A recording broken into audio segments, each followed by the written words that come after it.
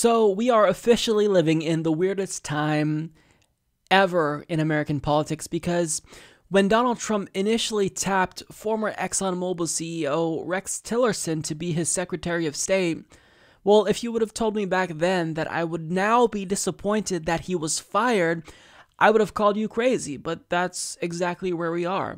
Donald Trump officially fired Rex Tillerson, and yeah, I'm a little disappointed, and I'm not disappointed because I like Rex Tillerson. In fact, I think he's a bad person whose company wrecked the planet, and he only got the job because his company contributed to Donald Trump. Thus, he was hired as a direct result of this corruption. But with the number of neoconservative lunatics influencing Donald Trump's foreign policy decisions, Rex Tillerson was widely seen as a moderating force in his administration. Not only did Rex Tillerson surprisingly try to influence Donald Trump to stay in the Paris Climate Accord, but he also tried to convince Donald Trump to not completely do away with the Iran nuclear deal. And additionally, he was one of the more reasonable voices with respect to Trump's stance on North Korea. So the fact that Rex Tillerson is now gone is actually really worrying, because Donald Trump has effectively purged all the reasonable moderating voices from his administration, and now what are we left with? Neocons. And I'm particularly disappointed in the ousting of Rex Tillerson when you look at who Donald Trump is replacing him with. I wish Rex Tillerson well. Gina, by the way, who I know very well, who I've worked very closely, will be the first woman director of the CIA. She's an outstanding person who also I have gotten to know very well. So I've gotten to know a lot of people very well over the last year. And I'm really at a point where we're getting very close to having the cabinet and other things that I want. But I think Mike Pompeo will be a truly great Secretary of State. I have total confidence in him.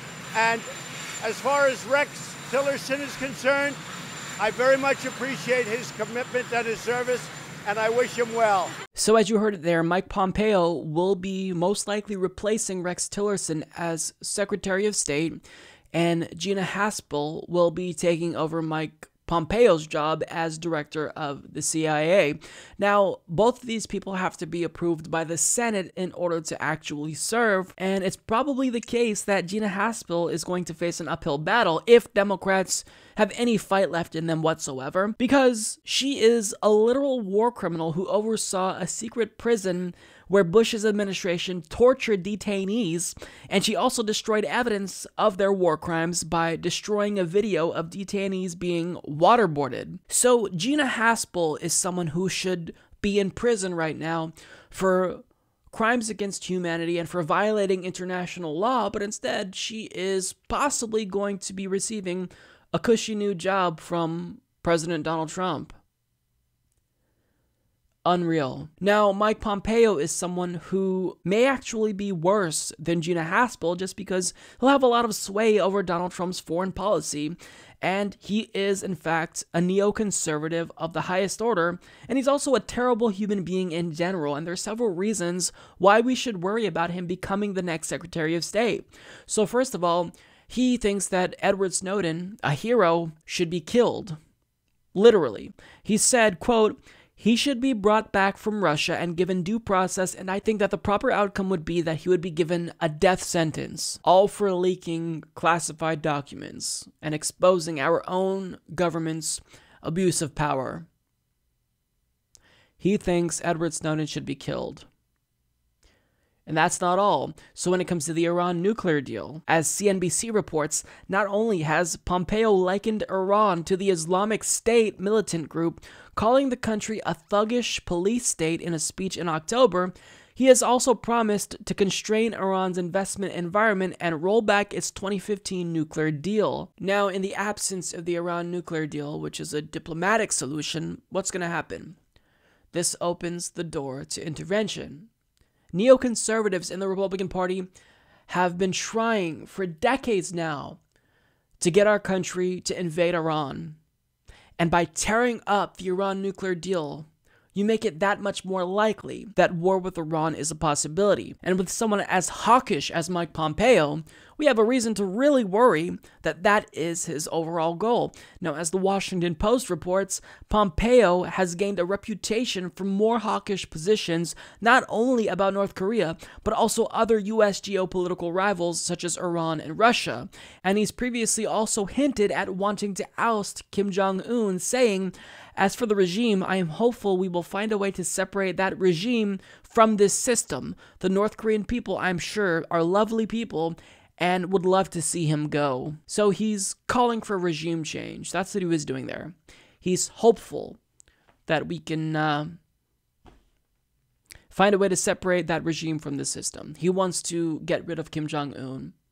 This is someone who Donald Trump is making Secretary of State right as Donald Trump is going to be meeting with Kim Jong-un. Now, Mike Pompeo also seems to be opposed to the idea of diplomacy, generally speaking, because as Harris reports, he has also said that nuclear cooperation between Iran and North Korea was a real risk to the United States. So, with Rex Tillerson gone, who again was a more moderate voice in Trump's administration, now we can expect someone like Mike Pompeo to push Donald Trump in a more neoconservative, interventionist direction.